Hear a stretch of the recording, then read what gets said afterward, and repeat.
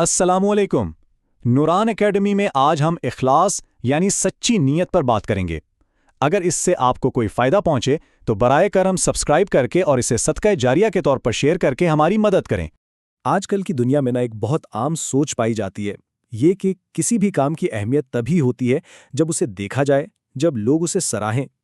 اور یہی سوچ انسان کو اپنی ہر کوشش کے لیے دوسروں کی منظوری کا محتاج بنا دیتی ہے۔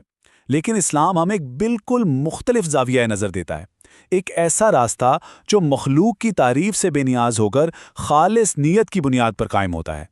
تو اصل فرق عمل کی ظاہری شکل میں نہیں ہے، بلکہ اس کے پیچھے چھپی ہوئی نیت میں ہے۔ ہر کام سے پہلے ایک سوال کھڑا ہوتا ہے، کیا یہ کوشش لوگوں کے مجمع کے لیے ہے یا صرف اور صرف اللہ رب العزت کے لیے؟ دیکھیے، لوگوں کی توجہ اور تعریف تو کچھ وقت کے لیے ہوتی ہے۔ جب یہ تعریف کے بادل چھٹ جاتے ہیں تو پھر صرف اخلاص ہی وہ طاقت ہے جو انسان کو اپنے کام پر قائم رکھتی ہے۔ ایک مخلص شخص تو تب بھی اپنا کام جاری رکھتا ہے جب اسے دیکھنے والا کوئی بھی نہ ہو۔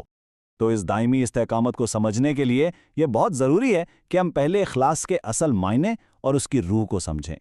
یعنی اخلاص کا تعلق اس سے نہیں کہ عمل باہر سے کیسا دکھتا ہے، بلکہ اس کا تعلق دل کی اندرونی کیفیت سے ہے۔ یہ وہ خاموش سچائی ہے جو ایک بندے اور اس کے رب کے بیچ کا راز ہوتی ہے، جسے اللہ کے سوا کوئی نہیں جانتا۔ یہ ساری خوبیاں دراصل ایک روحانی آزادی کی طرف اشارہ کرتی ہیں، جہاں ہمارے اعمال لوگوں کی منظوری کے بوجھ سے آزاد ہو جاتے ہیں۔ یوں سمجھیں کہ یہ نفس کو لوگوں کی غلامی سے نکال کر حقیقی آزادی عطا کرتی ہے۔ اخلاص کی اہمیت کو اور اس کے کام کرنے کے طریقے کو سمجھنے کے لیے ایک بہت ہی گہری مثال دی جاتی ہے۔ ذرا سوچیں، ایک اونچا گھنا درخت، اس کی سب سے اہم اور مضبوط بنیاد کہاں ہوتی ہے؟ زمین کے اندر چھپی ہوئی اس کی جڑیں، جنہیں کوئی آنکھ نہیں دیکھ پاتی۔ اس درخت کی ساری خوبصورتی، اس کا استحکام، یہاں تک کہ اس کا وجود، سب کا انحصار انہی پوشیدہ جڑوں پر ہوتا ہے۔ اگر جڑیں ہی کمزور ہوں تو ایک معمولی سا طوفان بھی اسے گرا سکتا ہے۔ بالکل اسی طرح اخلاص وہ روحانی بنیاد ہے، وہ پوشیدہ جڑ ہے جو انسان کو ریاکاری، تکبر اور شہرت کی خواہش جیسے طوفانوں میں مضبوطی سے کھڑا رکھتی ہے۔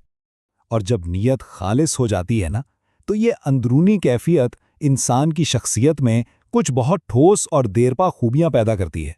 جس شخص میں اخلاص ہوتا ہے وہ ان خوبیوں کو اس لیے اپنا پاتا ہے کیونکہ اس کی طاقت کا مرکز لوگوں کی بدلتی ہوئی رائے نہیں ہوتی، بلکہ اللہ پر اس کا یقین ہوتا ہے۔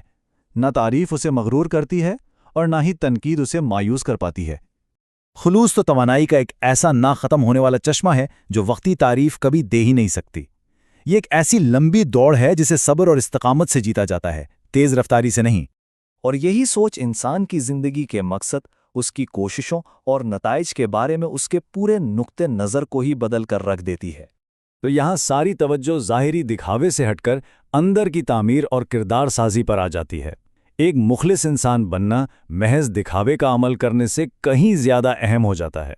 کسی بھی کام کو شروع کرنے سے پہلے یہ سوال اپنے آپ سے پوچھنا اپنی نیت کو پرکھنے کا بہترین طریقہ ہے۔ یہ خود احتسابی کا ایک بہت گہرا اور ضروری لمحہ ہے۔ اس سوال کا جو سچا جواب ہمارے دل سے نکلتا ہے وہی اس بات کو واضح کرتا ہے کہ یہ عمل واقعی خالصتاً اللہ کی رضا کے لیے ہے یا اس میں مخلوق کو خوش کرنے کا بھی کوئی حصہ شامل ہے۔ اور یہ ہمیں اس آخری جواب دہی کی یاد دلاتا ہے جب اعمال کو لوگوں کے تاثرات سے نہیں بلکہ دلوں کے حال جاننے والے رب کے سامنے نیتوں کے ترازو میں تولا جائے گا۔